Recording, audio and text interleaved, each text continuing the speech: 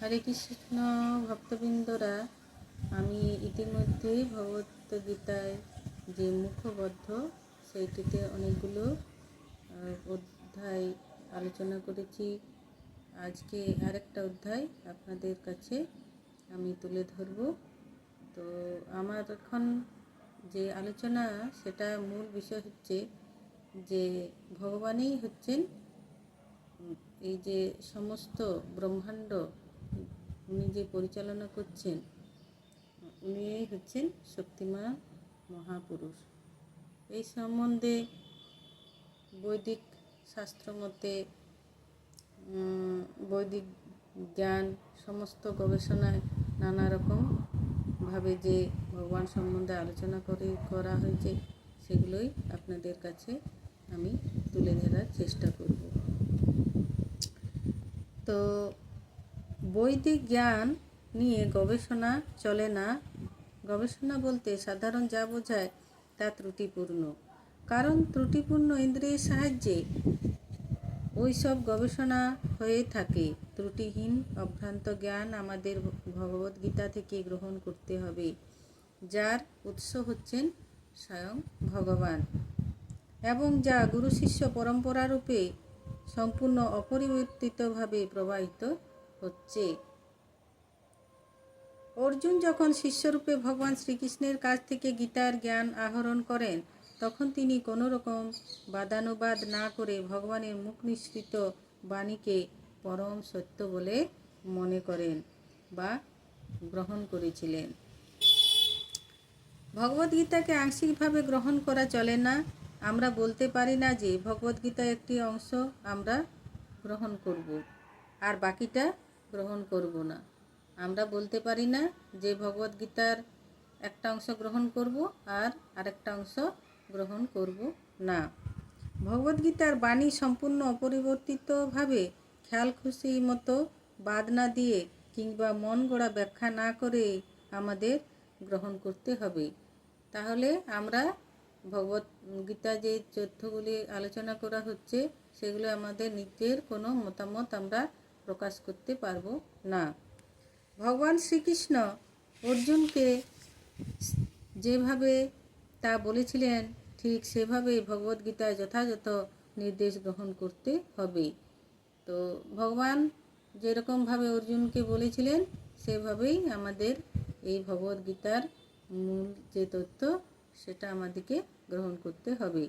আমাদের সবসময় মনে রাখতে হবে, গীতা হচ্ছে বৈদিক জ্ঞানের পূর্ণ প্রকাশ। আমাদের মনে রাখতে হবে যে গীতা হচ্ছে বৈদিক জ্ঞানের পূর্ণ প্রকাশ। বৈদিক জ্ঞান এই জড়জগতের জ্ঞান নয়, এর প্রবর্তক হচ্ছেন স্বয়ং ভগবান। তাহলে এর প্রবর্তক কে? না, স্বয়ং ভগবান। তাই বেদের জ্ঞান হচ্ছে দিব্য জ্ঞান। অপ্রাকৃত উৎস থেকে বৈদিক জ্ঞান গ্রহণ করতে হয়, এবং এর প্রথম বাণী নিঃসৃত হয়েছিল স্বয়ং ভগবানের কাছ থেকেই। ভগবানের মুখ নিঃসৃত বাণীকে বলা হয় অপরশ্রেয়, অর্থাৎ ভগবানের কথা সাধারণ মানুষের কথা থেকে সম্পূর্ণ আলাদা। কারণ সাধারণ মানুষ চারটি ত্রুটির দ্বারা কলুষিত: 1 ভ্রম, 2 প্রমাদ, 3 বিপ্রলিপ্সা, 4 করোনা পাটক। এবারে ভ্রম কি হচ্ছে না, সাধারণ মানুষ অবধারিতভাবে ভুল করে। তো আমরা সাধারণ মানুষ আমরা কি করি না, যে কোনো জিনিস ভুল করতে থাকি। প্রমাদ মানে কি না, প্রমাদ হচ্ছে সে মায়ার দ্বারা আচ্ছন্ন। বিপ্রলিপ্সা হচ্ছে কি না, সে অন্যকে প্রতারণা করতে চেষ্টা করে। এবং করোনা পাটক মানে হচ্ছে সে তার ত্রুটিপূর্ণ ইন্দ্রিয়ের দ্বারা সীমিত। এই সমস্ত ত্রুটি থাকার ফলে মানুষ সর্বপরিব্যাপ্ত পরম জ্ঞান গ্রহণ করতে ও প্রদান করতে অক্ষম। বৈদিক জ্ঞান এই ধরনের ত্রুটিপূর্ণ জীবের দ্বারা প্রদত্ত হয়নি। প্রথম সৃষ্ট জীব ব্রহ্মার হৃদয়ে ভগবান সর্বপ্রথমে এই জ্ঞান প্রদান করেন। তারপর ব্রহ্ম যেভাবে পরমেশ্বরের কাছ থেকে সেই জ্ঞান পেয়েছিলেন, ঠিক সেইভাবে তার সন্তান ও শিষ্যদের মধ্যে তা বিতরণ করেন। ভগবান হচ্ছেন পূর্ণ জড়া প্রকৃতির নিয়মের দ্বারা তার কখনোই প্রভাবিত হওয়ার সম্ভাবনা নেই। তাই যারা যথেষ্ট বুদ্ধিমত্তা সম্পন্ন তারা বুঝতে পারেন ভগবানই হচ্ছেন আদি স্রষ্টা। ব্রহ্মাকে তিনিই সৃষ্টি করেছেন এবং তিনিই হচ্ছেন এই বিশ্ব ব্রহ্মাণ্ডের সমস্ত কিছু ভোক্তা। ভগবদ্গীতা একাদশ অধ্যায়ে ভগবানকে প্রপিতামহ বলে বর্ণনা করা হয়েছে, কারণ তিনি পিতামহ ব্রহ্মার পিতা।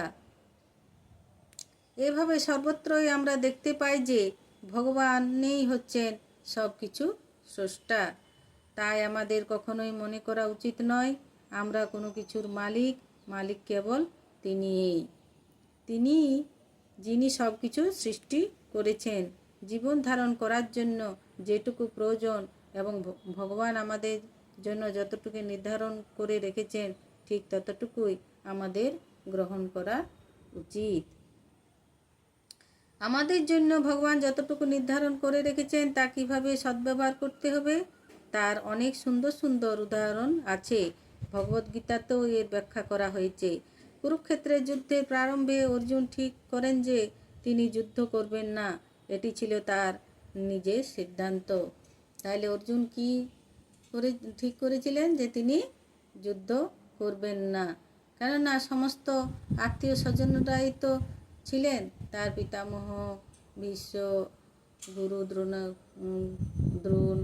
দ্রোণাচার্য, সমস্ত কিছুই ভাইরা, যতই তাদের সঙ্গে ঝামেলা হোক তবু তো তারা একে অপরের ভাই, গুরু, পিতামহ, পিতা স্থানীয়, তো তাদের সঙ্গে তার যুদ্ধ করার ইচ্ছা একদমই ছিল না। অর্জুন পরমেশ্বর ভগবানকে বললেন যে সেই যুদ্ধে নিজের আত্মীয় পরিজনদের হত্যা করে রাজভোগ করার তার পক্ষে সম্ভব নয়। তিনি ভগবানকে বলেছিলেন যে তাদের আত্মীয় স্বজনকে হত্যা করে তাদের ওই রাজভোগ গ্রহণ করা বা ভোগ করার ইচ্ছা তার একদম ছিল না। দেহাত্ম বুদ্ধির ফলে তিনি এই সিদ্ধান্ত নিয়েছিলেন। তিনি মনে করেছিলেন যে তার প্রকৃত স্বরূপ হচ্ছে তার দেহ এবং তার দেহজাত আত্মীয় পরিজন। তাই ভাইপো, ভগ্নিপতি, পিতামহ প্রভৃতিকে তিনি তার আপনজন বলে মনে করেছিলেন। তাই তিনি তার দেহের দাবিগুলি মেটাতে চেয়েছিলেন। তার ওই ভ্রান্ত দৃষ্টিভঙ্গি পরিবর্তন করার জন্যই ভগবান ভগবদ্গীতায় দিব্যজ্ঞান তাকে দান করেছিলেন। আর এই যে তিনি আত্মীয়দের সঙ্গে এরকমভাবে যুদ্ধ করতে চাইছিলেন না, তাই ভগবান অর্জুনকে তাকে দিব্যজ্ঞানের মাধ্যমে বুঝিয়ে দিয়েছিলেন যে তাদের সঙ্গে যেহেতু তারা পাপ কাজে লিপ্ত হয়েছে, সেহেতু সেই পাপ কার্যটা বিলুপ্ত করার জন্য এই ধর্মকে স্থাপন করার জন্য তাকে যুদ্ধ করতে হবে। তাই জ্ঞান প্রাপ্ত হয়ে তার প্রকৃত অর্থ হৃদয়ঙ্গম করতে পারার ফলে অর্জুন ভগবানের পরিচালনায় যুদ্ধ করতে ব্রতী হন। আর এর ফলে দিব্যজ্ঞান লাভ করার ফলে ভগবানের অর্থ হৃদয়ঙ্গম করার পর অর্জুন যুদ্ধ করার জন্য প্রস্তুতি নেন।